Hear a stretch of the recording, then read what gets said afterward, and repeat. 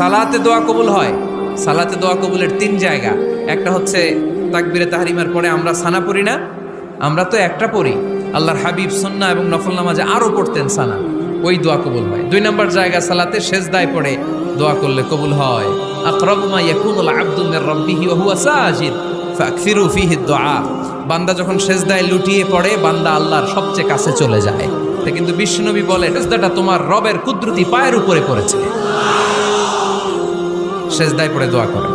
সালাম ফিরানোর আগে বিশ্বনবী দোয়া করতেন, লা ইউসাল্লিমান্না আহাদুকুম হাত্তা ইয়াতাআওয়াযা মিন আরবা'a। আল্লাহর হাবিব বললেন, চার জিনিস থেকে পানাহ না আছে আমার কোন উম্মত যেন সালাম না ফিরায়। তারা যেন পড়ে, আল্লাহুম্মা ইন্নী আউযু বিকা মিন আযাবিল কবর, আউযু বিকা মিন আযাবি জাহান্নাম, আউযু বিকা মিন ফিতনাতিল মাহইয়া ওয়াল মামাত, আউযু বিকা মিন ফিতনাতিল মাসিহিদ দাজ্জাল। আল্লাহ কবরের আযাব থেকে বাঁচাও, আল্লাহ জাহান্নামের আগুন থেকে বাঁচাও, আল্লাহ জীবন